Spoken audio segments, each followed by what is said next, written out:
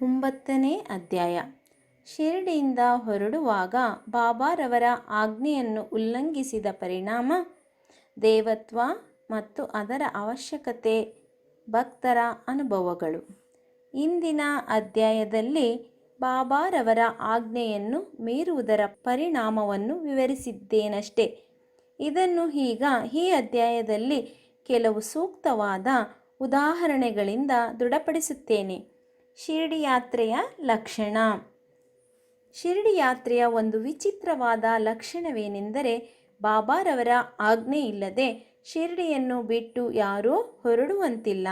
ಹಾಗೆ ಹೊರಟರೆ ಭಕ್ತರಿಗೆ ಕಷ್ಟಗಳು ಸಂಭವಿಸುತ್ತಿದ್ದವು ಮತ್ತು ಬಾಬಾರವರ ಆಜ್ಞೆಯ ನಂತರ ಅಲ್ಲಿ ಇರಲು ಸಹ ಆಗುತ್ತಿರಲಿಲ್ಲ. ಭಕ್ತರು ಶಿರಡಿ ಬಿಟ್ಟು ಹೊರಡುವಾಗ ಬಾಬಾರವರು ಅವರಿಗೆ ಉಪದೇಶ ನೀಡುತ್ತಿದ್ದರು. ಅವರು ಅದರಂತೆ ನಡೆದುಕೊಂಡರೆ ಒಳಿತು. ನಡೆಯದೇ ಇದ್ದವರಿಗೆ ಅನಾಹುತಗಳು ತಪ್ಪಿರಲಿಲ್ಲ. ಇಂತಹ ಕೆಲವು ಘಟನೆಗಳು ಈ ಕೆಳಗಂಡಂತೆ ಇವೆ. ತಾತ್ಯಾ ಕೋತೆ ಪಾಟೀಲ. ತಾತ್ಯಾ ಕೋತೆ ಪಾಟೀಲ ಒಂದು ದಿನ ಕೊಪರ್ಗಾಂವ್ದ ಪೇಟೆಗೆ ಹೋಗುವವರಿದ್ದರು. ಹಾಗೆ ಹೋಗುತ್ತಿರುವಾಗ ಅವಸರದಲ್ಲಿ ಮಸೀದಿಗೆ ಬಾಬಾ ಅವರಿಗೆ ನಮಸ್ಕರಿಸಲು ಬಂದರು. ಆಗ ಬಾಬಾರವರು, ಅವಸರವೇಕೆ, ಸ್ವಲ್ಪ ತಾಳು, ಈಗ ಹೋಗಬೇಡ ಎಂದರು. ಆದರೆ ಅವರು ಕೂಡಲೇ ಹೋಗಲೇಬೇಕೆಂದಾಗ ಶ್ಯಾಮನನ್ನಾದರೂ ಜೊತೆಯಲ್ಲಿ ಕರೆದುಕೊಂಡು ಹೋಗಲು ಹೇಳಿದರು. ಇದನ್ನು ಲಕ್ಷಿಸದೆ ತಾತ್ಯಾ ಟಾಂಗದಲ್ಲಿ ಹೊರಟರು. ಸಾವುಲ್ ಬಾವಿ ದಾಟುತ್ತಲೇ ಅವರ ಕುದುರೆಯು ಜೋರಾಗಿ ಓಡಲು ಆರಂಭ ಮಾಡಿದುದರಿಂದ ಟಾಂಗಾ ನಡುವಿನಲ್ಲಿ ಉರುಳಿ ಕೆಳಗೆ ಬಿದ್ದಿತು. ಆದರೆ ತಾತ್ಯಾರವರಿಗೆ ಹೆಚ್ಚಿನ ಅಪಾಯವಾಗಲಿಲ್ಲ. ಸಾಯಿಬಾಬಾರವರ ಮಾತು ನೆನಪಾಯಿತು. ಮತ್ತೊಂದು ಸಂದರ್ಭದಲ್ಲಿ ಕೋಲ್ಹಾರ ಎಂಬ ಹಳ್ಳಿಗೆ ಹೋಗುತ್ತಿರುವಾಗ ಬಾಬಾರವರ ಮಾತನ್ನು ತಾತ್ಯಾ ಮೀರಿದುದರಿಂದ ಇದೇ ತರಹದ ಪರಿಸ್ಥಿತಿ ಒದಗಿತು. ಯುರೋಪಿಯನ್ ಗೃಹಸ್ಥ. ನಾನಾ ಸಾಹೇಬರಿಂದ ಪರಿಚಯ ಪತ್ರ ಪಡೆದು ಓರ್ವ ಯುರೋಪಿಯನನು ಬಾಬಾರವರನ್ನು ಕಾಣಲೋಸುಗ ಶಿರಡಿಗೆ ಬಂದನು. ಅವನು ಒಂದು ತಂಬುವಿನಲ್ಲಿ ಇಳಿದುಕೊಂಡನು. ಬಾಬಾರವರ ಮುಂದೆ ನಮಸ್ಕರಿಸಿ ಅವರ ಕರಗಳನ್ನು ಮುತ್ತಿಡಲು ಆತೊರೆಯುತ್ತಿದ್ದ. ಮಸೀದಿಯೊಳಗೆ ಬರಲು ಅವನು 3 ಬಾರಿ ಪ್ರಯತ್ನಿಸಿದನು. ಬಾಬಾರವರು ಅನುಮತಿ ನೀಡಲಿಲ್ಲ. ಮಸೀದಿಯ ಅಂಗಳದಲ್ಲಿ ಕುಳಿತು ದರ್ಶನ ಪಡೆಯುವಂತೆ ಆಜ್ಞೆಯಾಯಿತು. ಇದು ಅವನಿಗೆ ಸರಿಬೀಳಲಿಲ್ಲ. ಕೂಡಲೇ ಹಿಂತಿರುಗಲು ಮನಸ್ಸು ಮಾಡಿ ಹೊರಡಲು ಬಾಬಾರವರ ಅನುಮತಿ ಬೇಡಿದನು. ಆಗ ಬಾಬಾ, ಇಂದು ಬೇಡ, ಅವಸರವೇಕೆ ಎಂದರು. ಅಲ್ಲಿದ್ದವರೆಲ್ಲರೂ ಬಾಬಾರವರ ಮಾತನ್ನು ಉಲ್ಲಂಘಿಸಬಾರದೆಂದು ಅವನಿಗೆ ಹೇಳಿದರು. ಆದರೂ ಅದನ್ನು ಲಕ್ಷಿಸದೆ ಅವನು ಟಾಂಗಾ ಹತ್ತಿದನು. ಮೊದಮೊದಲು ಕುದುರೆಗಳು ಚೆನ್ನಾಗಿ ಓಡುತ್ತಿದ್ದವು. ಸಾವುಲ್ ಬಾವಿ ಸಮೀಪಿಸಿದಾಗ ಎದುರಿಗೆ ಬರುತ್ತಿದ್ದ ಸೈಕಲನ್ನು ಕಂಡು ಅವು ಜೋರಾಗಿ ಓಡಲು ಶುರು ಮಾಡಿದವು. ಟಾಂಗಾ ತಲೆ ಕೆಳಗಾಯಿತು. ಯುರೋಪಿಯನ್ನನು ಕೆಳಗೆ ಬಿದ್ದನು. ಅವನನ್ನು ಕೂಡಲೇ ಕೊಪರ್ಗಾಂವ್ ಆಸ್ಪತ್ರೆಗೆ ಸಾಗಿಸಲಾಯಿತು. ಈ ರೀತಿಯಾದ ಅನುಭವಗಳು ಬಾಬಾರವರ ಮಾತನ್ನು ಜನರು ಮೀರದಂತೆ ಮಾಡಿದವು. ಭಿಕ್ಷೆಯ ಅವಶ್ಯಕತೆ. ಈಗ ಭಿಕ್ಷೆಯ ಪ್ರಶ್ನೆಯನ್ನೇ ನೋಡೋಣ. ಬಾಬಾರವರು ಅಂತಹ ಮಹಾಯೋಗಿ. ದೈವಿಕತೆಯ ಅಂಶವೇ ಅವರಾಗಿದ್ದರೆ ತಮ್ಮ ಜೀವಮಾನದಲ್ಲೆಲ್ಲ ಭಿಕ್ಷೆ ಏಕೆ ಬೇಡುತ್ತಿದ್ದರು ಎಂಬ ಪ್ರಶ್ನೆ ಕೆಲವರ ಮನಸ್ಸಿನಲ್ಲಿ ಮೂಡದಿರಲಾರದು. ಈ ಪ್ರಶ್ನೆಯನ್ನು ಹೀಗೆ ಉತ್ತರಿಸಬಹುದು. ಭಿಕ್ಷೆ ಬೇಡಿ ಜೀವಿಸಲು ಯಾರು ಅರ್ಹರು? ಯಾರು ಸಂತಾನ, ದ್ರವ್ಯ, ಕೀರ್ತಿ ಇವು 3ರಿಂದ ವಿಮುಕ್ತರಾಗಿ ಸನ್ಯಾಸಿಗಳಾಗಿರುತ್ತಾರೆಯೋ ಅವರು ಭಿಕ್ಷೆ ಬೇಡಿ ಜೀವಿಸಲರ್ಹರು ಎಂದು ನಮ್ಮ ಶಾಸ್ತ್ರಗಳಲ್ಲಿ ಹೇಳಲಾಗಿದೆ. ಅವರಿಗೆ ಅಡಿಗೆ ಮಾಡಿಕೊಂಡು ಊಟ ಮಾಡಲಾಗುವುದಿಲ್ಲ. ಅವರಿಗೆ ಆಹಾರ ನೀಡುವುದು ನಮ್ಮ ಕರ್ತವ್ಯ. ಸಾಯಿಬಾಬಾರವರು ಗೃಹಸ್ಥಾಶ್ರಮವನ್ನಾಗಲಿ ವಾನಪ್ರಸ್ಥಾಶ್ರಮವನ್ನಾಗಲಿ ಸ್ವೀಕರಿಸಿರಲಿಲ್ಲ. ಅವರು ಬ್ರಹ್ಮಚಾರಿಗಳಾಗಿದ್ದರು. ಅಂದರೆ ಚಿಕ್ಕಂದಿನಿಂದಲೇ ಸನ್ಯಾಸಿಯಾಗಿಯೇ ಇದ್ದರು. ಪ್ರಪಂಚವೇ ನನ್ನ ಮನೆ, ವಾಸುದೇವನೇ ಜಗನ್ನಿಯಾಮಕ ಎಂಬ ದೃಢವಾದ ನಂಬಿಕೆ ಅವರಲ್ಲಿತ್ತು. ಆದ್ದರಿಂದ ಅವರು ಭಿಕ್ಷೆ ಬೇಡಲು ಅರ್ಹರಾಗಿದ್ದರು. ಪಂಚ ಸೂನುಗಳು ಮತ್ತು ಅವುಗಳ ಪಾಲನೆ. ನಾವು ನಮ್ಮ ಆಹಾರವನ್ನು ತಯಾರು ಮಾಡುವಾಗ ನಾವು ಪಂಚವಿಧಾನಗಳನ್ನು ಅನುಸರಿಸಬೇಕು ಎಂಬುದು ಎಲ್ಲರಿಗೂ ತಿಳಿದ ವಿಷಯವೇ ಸರಿ. ಖಂಡಣಿ ಪುಡಿ ಮಾಡುವುದು, ಪೇಷಣಿ ಅರೆಯುವುದು, ಉದಕುಂಬಿ ಪಾತ್ರೆ ತೊಳೆಯುವುದು, ಮಾರ್ಜನಿ ಗುಡಿಸುವುದು ಮತ್ತು ಶುದ್ಧಿ ಮಾಡುವುದು, ಚುಲ್ಲಿ ಬೆಂಕಿಗೆ ಹಾಕುವುದು. ಈ ಪಂಚವಿಧಾನಗಳನ್ನು ಅನುಸರಿಸುವಾಗ ಆಹಾರದಲ್ಲಿ ಅನೇಕ ಕ್ರಿಮಿ ಕೀಟಗಳು ನಾಶವಾಗಬಹುದು ಮತ್ತು ಅದರಿಂದ ನಾವು ಪಾಪ ಮಾಡಬೇಕಾಗುವುದು. ಈ ಪಾಪಕ್ಕೆ ಪ್ರಾಯಶ್ಚಿತ್ತವೆಂದು ನಮ್ಮ ಶಾಸ್ತ್ರಗಳು ಈ 5 ಥರದ ಯಜ್ಞಗಳನ್ನು ಸೂಚಿಸಿವೆ. ಬ್ರಹ್ಮಯಜ್ಞ ಅಥವಾ ವೇದಾಧ್ಯಯನ, ಬ್ರಹ್ಮ ನಿವೇದನೆ ಅಥವಾ ವೇದ ವ್ಯಾಸಂಗ, ಪಿತೃಯಜ್ಞ ಪೂರ್ವಜರಿಗೆ ಅರ್ಪಣೆ, ದೇವಯಜ್ಞ ದೇವತೆಗಳಿಗೆ ಅರ್ಪಣೆ, ಭೂತಯಜ್ಞ ಮನುಷ್ಯ ಅಥವಾ ಅತಿಥಿ ಯಜ್ಞ. ಈ ಯಜ್ಞಗಳು ನಾವು ಸರಿಯಾಗಿ ಪಾಲಿಸಿದರೆ ಅವು ನಮಗೆ ಜ್ಞಾನ ಮತ್ತು ಮುಕ್ತಿ ಮಾರ್ಗಕ್ಕೆ ಸುಲಭವಾದ ದಾರಿ ಹಾಕಿಕೊಡುತ್ತವೆ. ಈ ಕರ್ತವ್ಯಗಳನ್ನು ನಮಗೆ ಜ್ಞಾಪಿಸಲೋಸುಗವೇ ಬಾಬಾರವರು ಪ್ರತಿ ಮನೆಯ ಬಾಗಿಲಿಗೂ ಹೋಗುತ್ತಿದ್ದರು. ಅವರಿಂದ ಈ ರೀತಿಯಾದ ಪಾಠ ಕಲಿತವರು ನಿಜಕ್ಕೂ ಧನ್ಯರು. ಭಕ್ತರ ಅನುಭವಗಳು. ಯಾರು ಒಂದು ಪ್ರತಿ ಫಲ ಅಥವಾ ಉದಕ ಇವುಗಳನ್ನು ನಿರಂತರ ಪ್ರೀತಿಯಿಂದ ನನಗೆ ಅರ್ಪಿಸುವರೋ ಅಂಥವರ ಶುದ್ಧವಾದ ಪ್ರೇಮವನ್ನು ನಾನು ಸದಾ ಮನಃಪೂರ್ವಕವಾಗಿ ಸ್ವೀಕರಿಸುತ್ತೇನೆ ಎಂದು ಶ್ರೀಕೃಷ್ಣನು ಭಗವದ್ಗೀತೆಯಲ್ಲಿ ಹೇಳಿರುತ್ತಾನೆ. ಹೀಗೆ ಬಾಬಾರವರಿಗೆ ಏನಾದರೊಂದು ಪದಾರ್ಥವನ್ನು ಭಕ್ತಿಯಿಂದ ಅರ್ಪಿಸುತ್ತೇನೆಂದು ಮನಪೂರ್ವಕವಾಗಿ ಹೇಳಿಕೊಂಡು ನಂತರ ಅದನ್ನು ಮರೆತರೆ ಅವರು ಅದನ್ನು ಜ್ಞಾಪಿಸಿ ತೆಗೆದುಕೊಳ್ಳುತ್ತಿದ್ದರು ಮತ್ತು ಆಶೀರ್ವದಿಸುತ್ತಿದ್ದರು. ಈ ಥರದ ಅನೇಕ ಘಟನೆಗಳು ಜರುಗಿವೆ. ತರ್ಕಡ ಕುಟುಂಬ. ಬಾಬಾ ಸಾಹೇಬ ತರ್ಕಡ ಪ್ರಾರ್ಥನಾ ಸಮಾಜಕ್ಕೆ ಸೇರಿದ ಬಾಬಾರವರ ದೃಢ ಭಕ್ತರಾಗಿದ್ದರು. ಅವರ ಪತ್ನಿ ಮತ್ತು ಮಗ ಇಬ್ಬರೂ ಸಹ ಬಾಬಾರವರ ಪರಮ ಭಕ್ತರಾಗಿದ್ದರು. ಮೇ ತಿಂಗಳಲ್ಲಿ ಶಾಲೆಗೆ ರಜೆ ಇತ್ತು. ಆಗ ಕುಮಾರ ತರ್ಕಡ ಮತ್ತು ಅವನ ತಾಯಿ ಶಿರಡಿಗೆ ಹೋಗಬೇಕೆಂದು ಮನಸ್ಸು ಮಾಡಿದರು.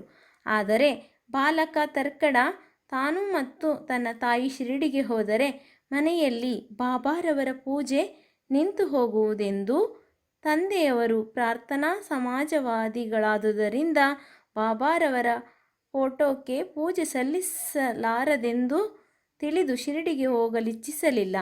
ಆಗ ತಂದೆಯವರಿಂದ ಆಶ್ವಾಸನೆ ಪಡೆದು ತಾಯಿ ಮಗ ಇಬ್ಬರೂ ಒಂದು ಶುಕ್ರವಾರ ರಾತ್ರಿ ಶಿರಡಿಗೆ ಪ್ರಯಾಣ ಬೆಳೆಸಿದರು.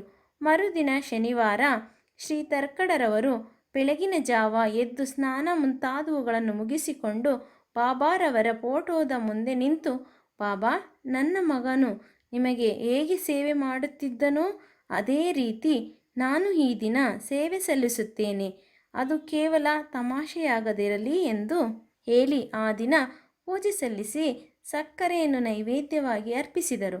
ಪ್ರಸಾದವನ್ನು ಎಲ್ಲರಿಗೂ ಊಟದ ಜೊತೆ ಕೊಟ್ಟರು.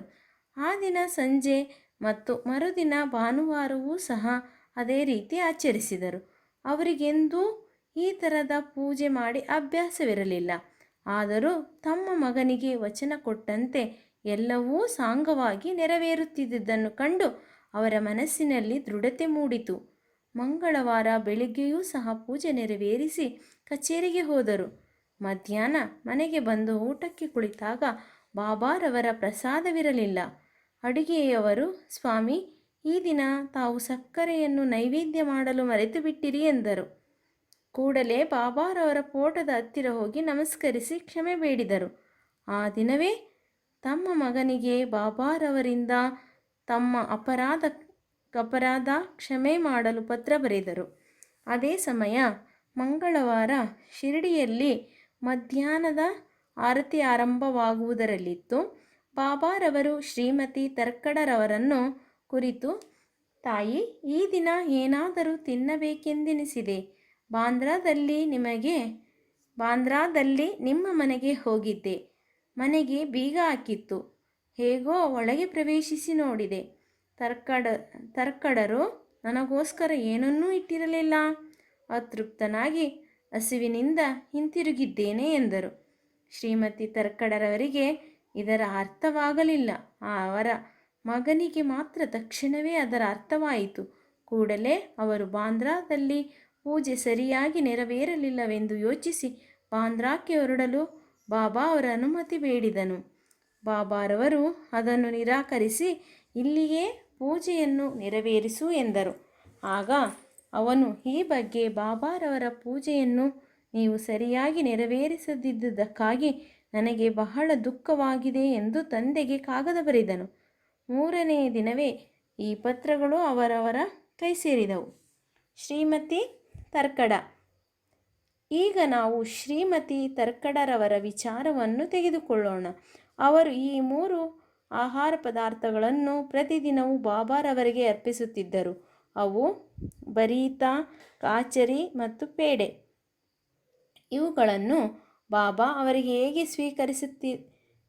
ಹೇಗೆ ಸ್ವೀಕರಿಸುತ್ತಿದ್ದರೆಂಬುದನ್ನು ನೋಡೋಣ. ಒಂದು ಸಾರಿ ಬಾಬಾರವರ ಪರಮ ಭಕ್ತರಾದ ಬಾಂದ್ರಾದ ಶ್ರೀ ರಘುಭಾಸ್ಕರ ಪುರಂದರೆಯವರು ಕುಟುಂಬ ಸಮೇತ ಶಿರಡಿಗೆ ಹೊರಟರು.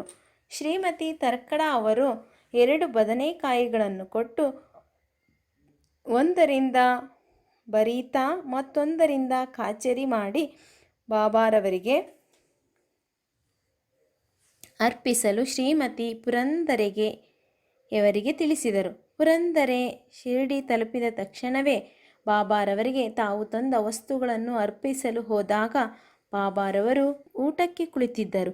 ಬಾಬಾರವರು ಬರೀತಾ ಉಂಡು ಬಹಳ ಚೆನ್ನಾಗಿದೆ ಎಂದು ಹೇಳಿ ಎಲ್ಲರಿಗೂ ಹಂಚಿ ನಂತರ ಕಾಚರಿ ಕೇಳಿದರು. ರಾಧಾ ಕೃಷ್ಣ ಮಾಯಿಯನ್ನು ಕರೆದು ಅವಳಿಗೆ ಕಾಚರಿ ತಯಾರು ಮಾಡಲು ಹೇಳಿದರು. ಆದರೆ ಆಗ ಬದನೆಕಾಯಿ ಮೋಸಂ ಇರಲಿಲ್ಲ. ಬರೀತಾ ಯಾರು ತಂದರೆಂದು ವಿಚಾರಿಸಿದ ಮೇಲೆ ಅದನ್ನು ಒದಗಿಸಿದ ಶ್ರೀಮತಿ ಪುರಂದರೆಯವರಿಗೆ ಬದನೆಕಾಯಿ ಒಪ್ಪಿಸುವ ಜವಾಬ್ದಾರಿ ಇದೆ ಎಂದು ಎಲ್ಲರೂ ಮನಗಂಡರು. 1915ನೇ ಡಿಸೆಂಬರ್ನಲ್ಲಿ ಶ್ರೀ ಗೋವಿಂದ ಬಲರಾಮ ಮಾನಕರವರು ತಮ್ಮ ತಂದೆಯವರ ಶ್ರಾದ್ದ ಮಾಡಲು ಶಿರಡಿಗೆ ಹೊರಡಬೇಕೆಂದಿದ್ದರು. ಅವರು ಶಿರಡಿಗೆ ಹೊರಡುವ ಮುನ್ನ ಶ್ರೀಮತಿ ತರ್ಕಡರವರನ್ನು ಕಂಡರು. ಶ್ರೀಮತಿ ತರ್ಕಡರವರು ಬಾಬಾರವರಿಗೆ ಏನನ್ನಾದರೂ ತಿನ್ನಲು ಕಳಿಸಬೇಕೆಂದು ಯೋಚಿಸಿ ಮನೆ ತುಂಬ ಹುಡುಕಿದರು. ಪೇಡೆ ಹೊರತು ಇನ್ನಾವುದೂ ಇರಲಿಲ್ಲ. ಆದರೆ ಅದಾಗಲೇ ನೈವೇದ್ಯವಾಗಿತ್ತು. ಅದನ್ನೇ ಬಾಬಾರವರು ಪ್ರೀತಿಯಿಂದ ಸ್ವೀಕರಿಸುತ್ತಾರೆಂದು ಭಾವಿಸಿ ಮಾನಕರ ಅವರ ಕೈಯಲ್ಲಿ ಕೊಟ್ಟು ಕಳುಹಿಸಿದರು. ಶ್ರೀಯುತ ಮಾನಕರವರು ಶಿರಡಿ ತಲುಪಿ ಬಾಬಾರವರ ದರ್ಶನ ಮಾಡಲು ಮಸೀದಿಗೆ ಹೊರಟರು. ಆದರೆ ಪೇಡೆ ತೆಗೆದುಕೊಂಡು ಹೋಗುವುದನ್ನು ಮರೆತು ಬಿಟ್ಟರು. ಬಾಬಾರವರು ತಾಳ್ಮೆಯಿಂದ ಕೆಲವು ಕಾಲ ಸುಮ್ಮನಿದ್ದರು. ಮಧ್ಯಾಹ್ನ ಮಸೀದಿಗೆ ಹೋದಾಗಲೂ ಮಾನಕರ ಪೇಡೆ ಕೊಡಲು ಮರೆತರು. ಬಾಬಾರವರಿಗೆ ತಾಳ್ಮೆ ಮೀರಿತು. ಆಗ ಅವರು, ನನಗೆ ಏನನ್ನು ತಂದಿರುವೆ ಎಂದು ಮಾನಕರ ಅವರನ್ನು ಕೇಳಿದರು. ಅವರು ಏನೂ ಇಲ್ಲವೆಂದು ಉತ್ತರಿಸಿದರು. ಬಾಬಾ ಮತ್ತೊಮ್ಮೆ ಕೇಳಿದರು. ಪುನಃ ಅದೇ ಉತ್ತರ.